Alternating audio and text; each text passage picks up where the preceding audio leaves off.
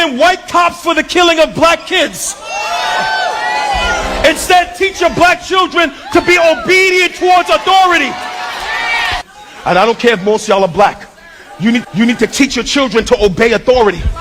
We need to teach our sons and daughters to obey authority. We need to teach our children to not fight against authority, not fight against cops, not rebel. Be model citizens. Stop being rebellious towards authority. Be submitted to laws and ordinances.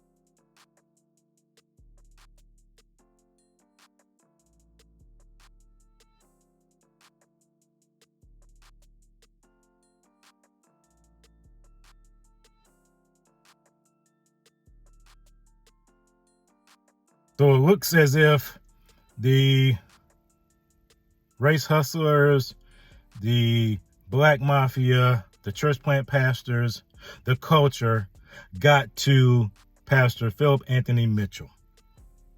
I say that because he recently apologized for that portion of his sermon, which I made a video about earlier this week, talking about how the majority of black children that are killed by police were done because the black children didn't know how to respect and obey authority.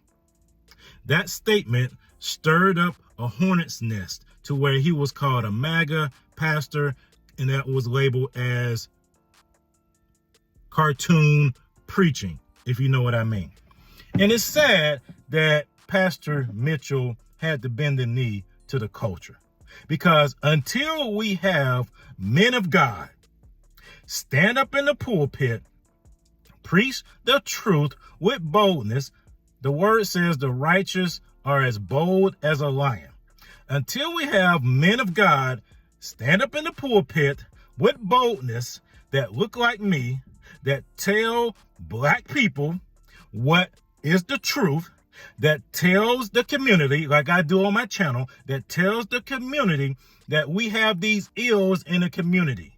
We have these ills in the community that cause our community to be exposed and harmed and victimized at a higher level than any other communities. And we can't play the victim role. We can't blame the system. We can't say that we are oppressed. We have to call it out for what it is.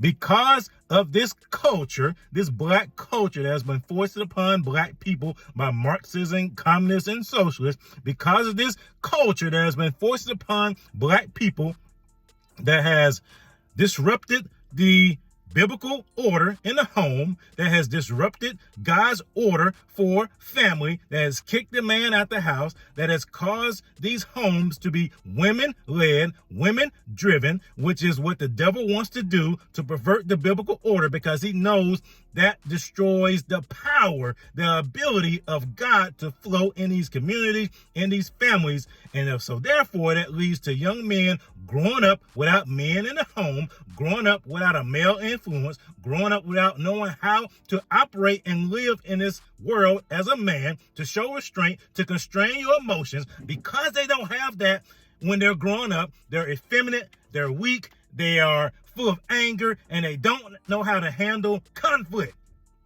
We see it all the time in our communities. We see it spill out into the white community. What happened with Carmelo Anthony and Austin Metcalf. And so we need to have men of God who have courage, who are bold to speak the truth in love, to say, no, we got to fix our own house. We got to recognize that we have issues, man. We got to recognize that, yes, there's racism. Racism is a spirit. It will always be there. No matter what happens, racism will be here until the Lord comes back.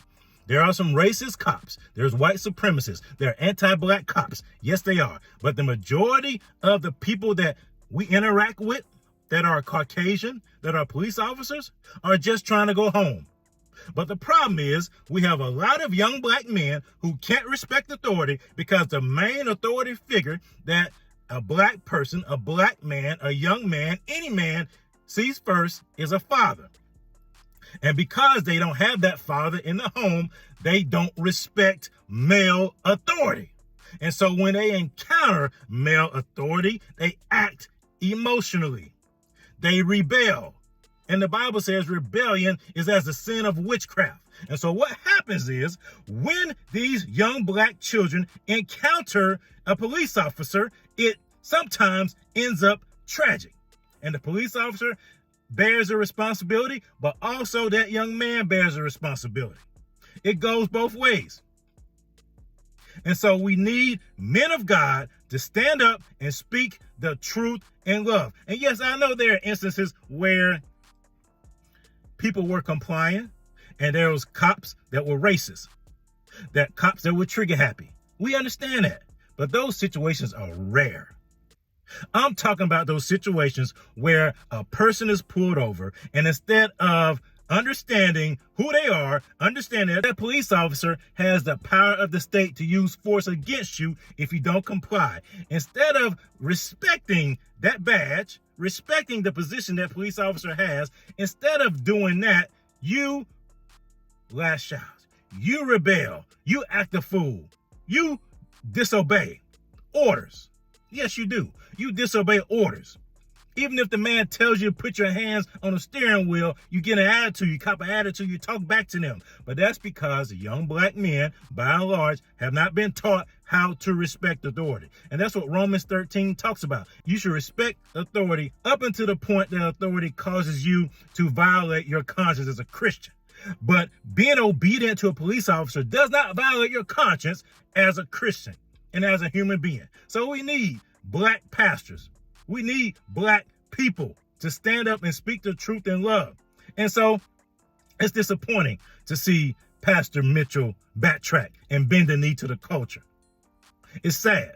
It really is sad because we got to speak the truth in love.